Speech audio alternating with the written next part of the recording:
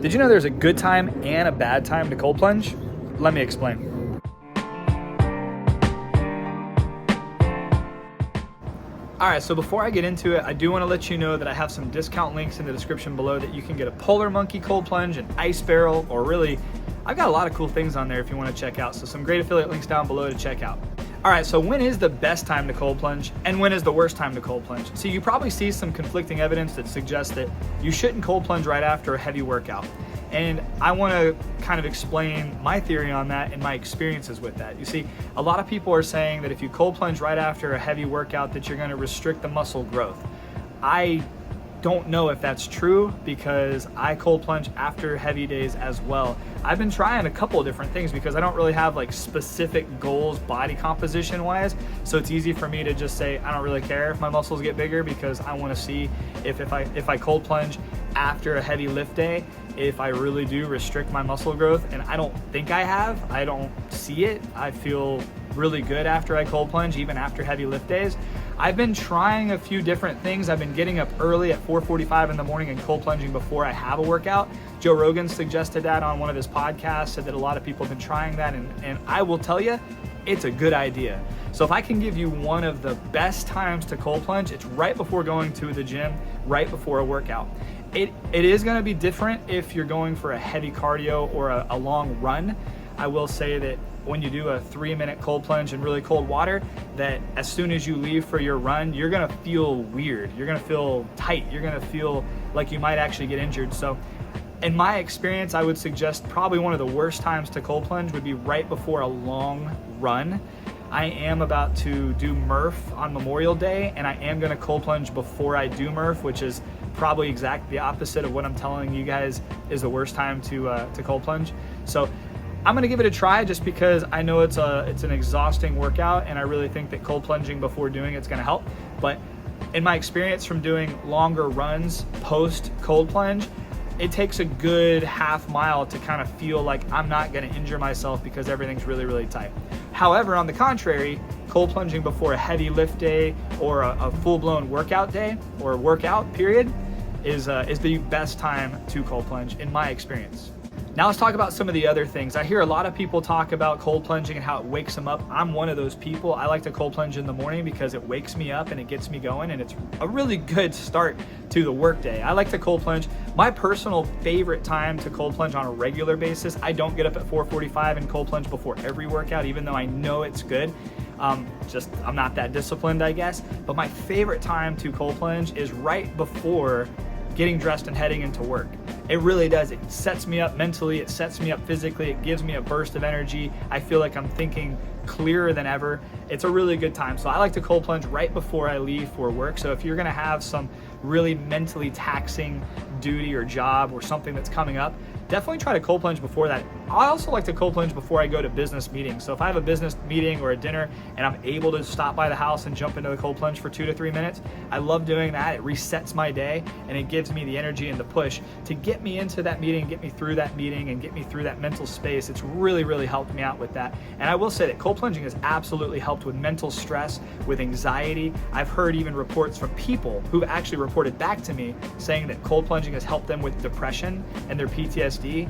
Military men and women have been cold plunging, and it's been helping them with some of the things that they faced when they went out into battle. So I would say that cold plunging has a lot of amazing benefits mentally as well as physically.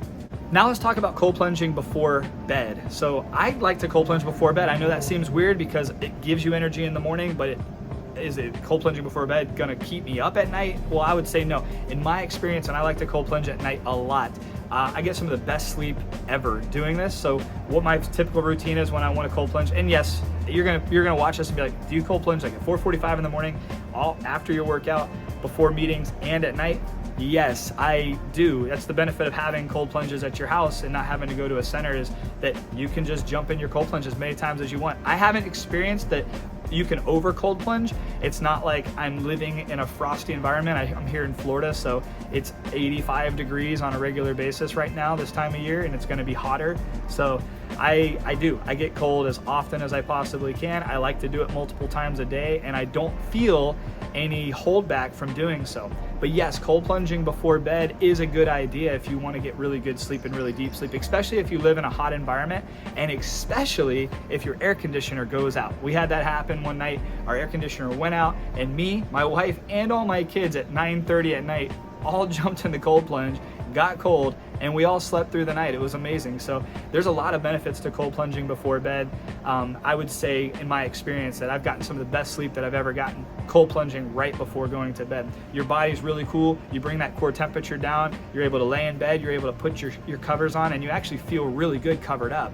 See, I'm a little bit of a hot sleeper, so sometimes it's nice to get into bed really, really cold, knowing that I can snuggle up in the blankets and snuggle up with my wife and even snuggle up with my kids sometimes, and it actually is a really nice effect. So get you into a really nice mental state so that you can get really good sleep.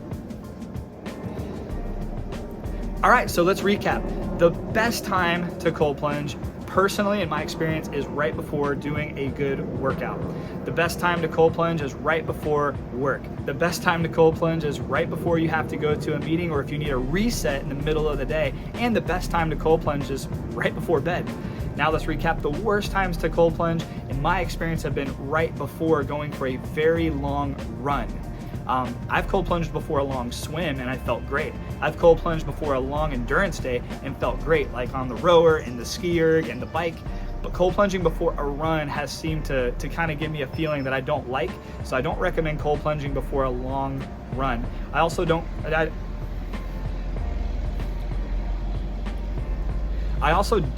recommend, just because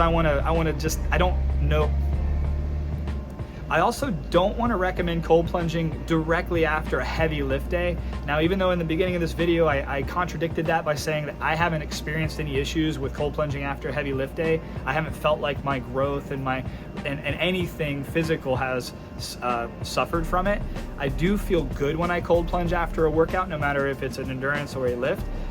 It always does help speed up recovery, and it just helps you with all the other mechanisms that cold plunging and cold therapy can do for your body and also for your mind. So just because other people have said that you don't really want to cold plunge after a heavy lift day because it does suppress some of your goals, I don't want to tell you to cold plunge after a heavy lift day and it ruin your results from your lift. So try to not cold plunge after heavy lift days. But most other workouts, if you do CrossFit, we don't do a lot of heavy lift days, like specific heavy lift days. A lot of times we do lifts followed by some endurance. So if you're doing that, I think you're totally fine. Well, my friends, that's it. I want to say thank you so much for watching. If you aren't subscribed to the channel, maybe consider doing so by clicking the subscribe button. If you like my videos and you want to hit that little bell notification so you don't miss any of my uploads, that would be pretty cool too. And I really appreciate the engagement that I get with my cold plunging community and the friends that I've made through this YouTube channel. So please leave a comment below, even if it's just a hey, good job, or a thumbs up. Also, if you can like this video, because it helps the YouTube algorithm, it helps this video make its way across the world to other people just like us who are interested in cold plunging, biohacking, and health. So that would be really cool. You don't really have to. I don't really care. This isn't my full-time job. I just enjoy doing it on the side. I feel like helping my friends out there in the world of cold plunging and biohacking has been a really cool passion of mine. So I appreciate you guys for watching. I'll see you on the next video. Have a great day, and God bless.